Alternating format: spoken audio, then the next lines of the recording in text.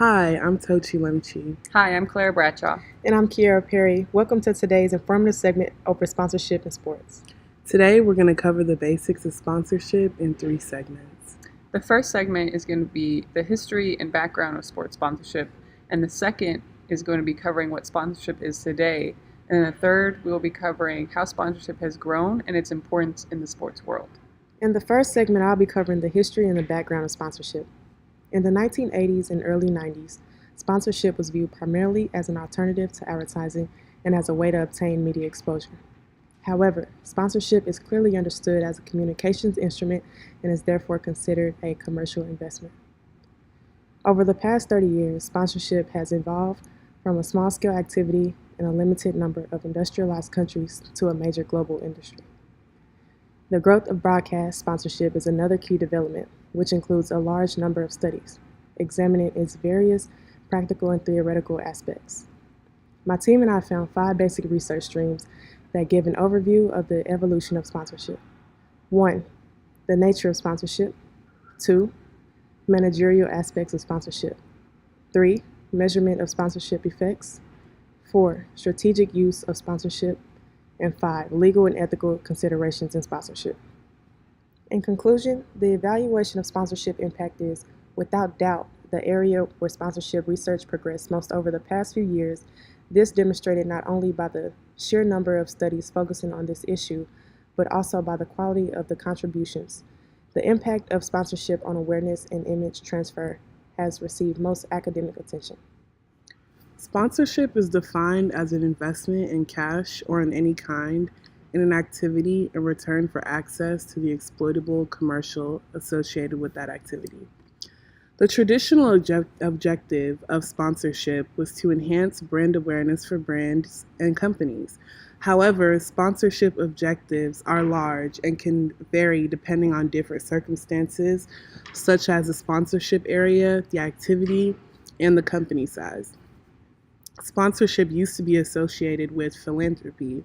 Sponsorship used to be viewed as an alternative to advertising, when in reality now it's a marketing tool alongside advertising. Sponsorship is different from advertising because it is indirect and will reach a massive audience, including different target groups. Sponsorship requires activation or leverage to be successful. Activation is defined as the marketing activities that a company conducts to promote its sponsorship. Activation allows companies to connect with consumers in a meaningful, effective manner. The important elements of sponsorship activation include digital, mobile, and online media. An example of sponsorship activation would be Adidas at the 2016 Olympics. As a result of this sponsorship activation, it was successful and reached a multitude of special interest groups. Sponsorship is now viewed as a way to develop positive PR and can differentiate different companies from other companies. Now, a famous athlete sponsorship is Roger Federer. He makes $10 million a year from Nike through sponsorship. He does different things such as promote Nike with tennis shoes and rackets and different clothing line. And today, sponsorship has exceeded growth, media, advertising, and promotions in terms of growth and expenditure.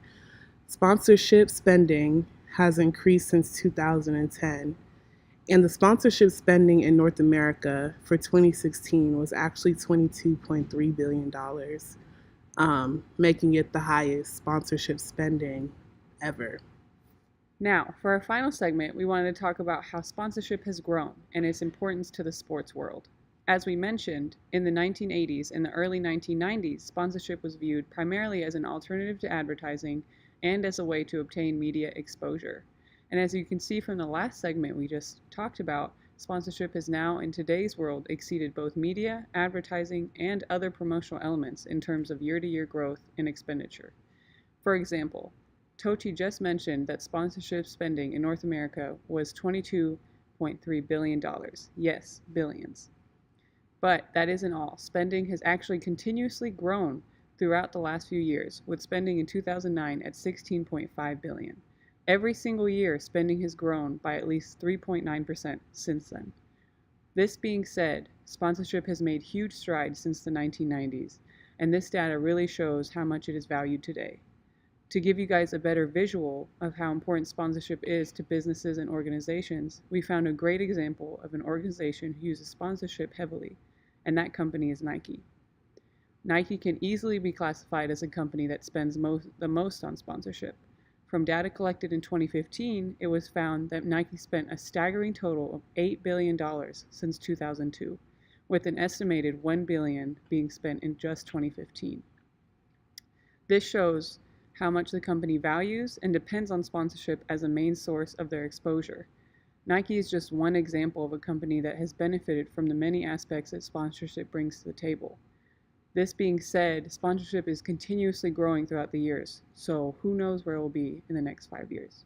Thank you all for listening. We hope this session provided some insight into the basics of what sponsorship is.